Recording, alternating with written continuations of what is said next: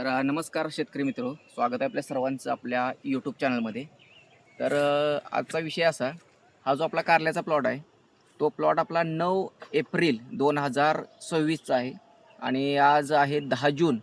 तर 2 महिने झाले आणि निसर्ग ही व्हरायटी आहे ही. तर तुम्ही याची ग्रोथ बघू शकता, खूप चांगल्या पद्धतीनं आहे.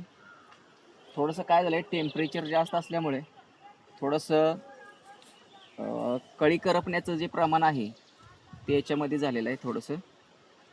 तर खूप चांगल्या पद्धतीनं ग्रोथ आहे. ही व्हरायटी गेली 5 ते 6 वर्ष आपण करतोय आणि तुम्हीसुद्धा करा. तसेच SRT पद्धतीचा आपण अवलंब करतो आणि एका बेडवरती ही जी पिकं आहेत ती घेत असतो आपण. थोडंसं आपण काय करतोय की SRTमध्ये कोण मल्चिंग वापरतं, कोण वापरत नाही.